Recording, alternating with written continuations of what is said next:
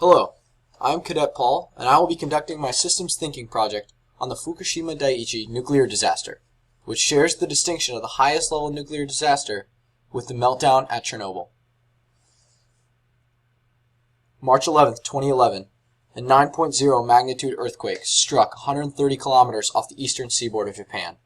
Approximately an hour later, a 15-meter tall tsunami engulfed the Fukushima Daiichi nuclear plant, flooding the reactors. The flooding ruined the electronics and sabotaged the emergency backup heat transfer system, causing the Level 7 International Nuclear Event Scale disaster we know today, the highest level. I will now play a short video describing the type of nuclear reactor at Fukushima and how the systems within the reactor function. Fukushima reactors have a different technology than the pressurized water reactors built by the French operator EDF. They are boiling water reactors, called BWRs. We say reactor because the heat in the core is produced by fission reactions.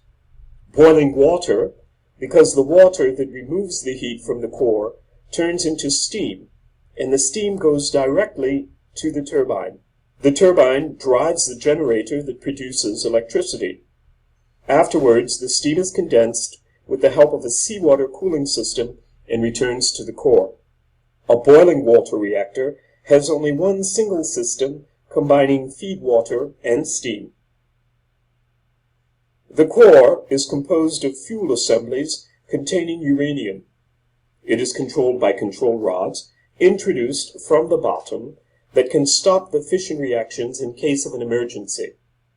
Fission of uranium nuclei produces radioactive atoms that in turn produce heat, and this continues to occur even after reactor shutdown. This is called residual heat. Keeping the fuel confined and cooled is a major safety issue. The fuel is isolated from the environment by different containment barriers, just like the famous Russian dolls. A first barrier, the fuel cladding of zirconium alloy.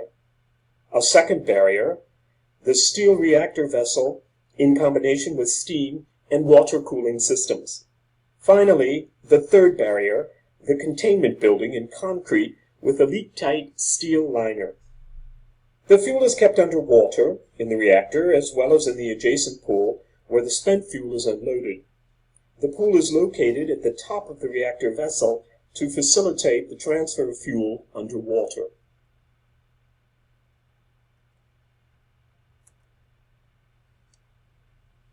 The two main systems that exist within the operation of a nuclear power plant are the functions of the reactor itself and the system of nuclear fission. The reactor is, of course, a physical system that is non-living and man-made. Nuclear fission, however, is slightly different.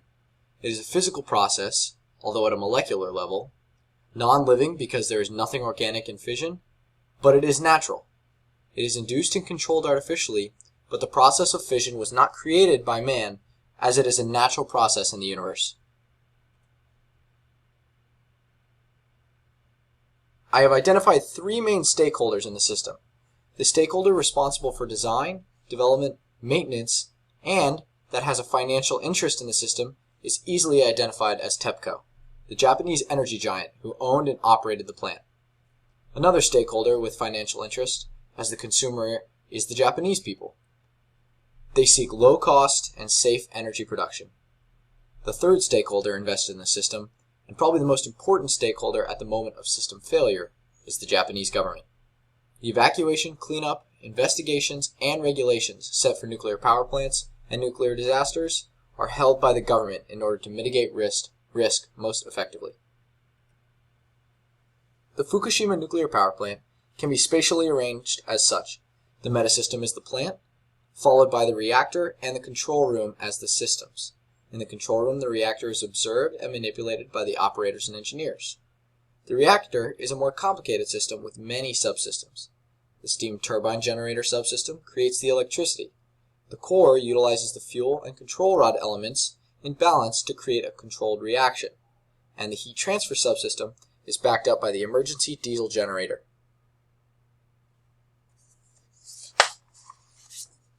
The system boundary diagram shown here assists in elaborating on the intricate nature of the systems and subsystems displayed in the spatial arrangement. The inputs into the system are the fuel and neutrons required to spark a chain reaction. The control room dictates the system functions and tasks within the heat transfer system, reactor core, and electricity generation systems. Internal feedback is fed into the system, which allows for the smooth operation of the plant. External feedback is based upon the outputs, the power that is generated, and the radioactive materials that are the byproduct of nuclear fission reactions.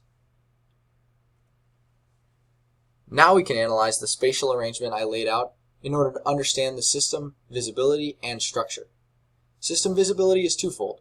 The chain reaction within the reactor core is a closed system, while the heat transfer system is an open system, using the seawater as a method for cooling down the steam created by fission reactions.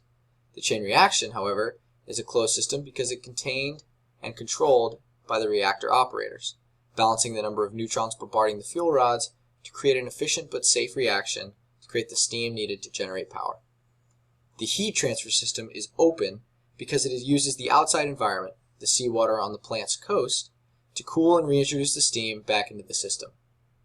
The visibility of the system, however, is categorized as a white box system because we understand the technology and the internal workings of the system.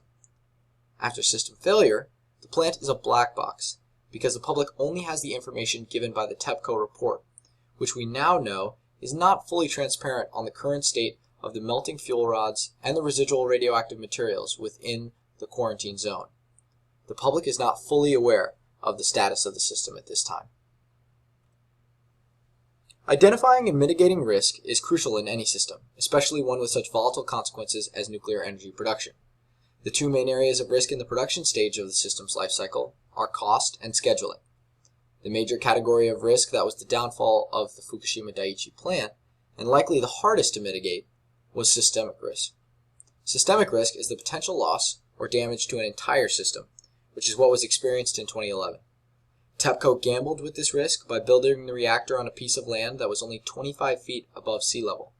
They attempted to diminish the risk by building a seawall in case of large swells or tsunamis, but underestimated the maximum water height that could possibly be achieved, and subsequently the wall failed to safeguard the reactor.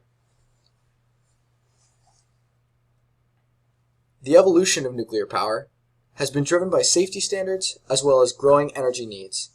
Early prototypes of nuclear power plants were developed as a byproduct of the research done for nuclear weapons and includes marine nuclear propulsion as well as reactors in the 1950s.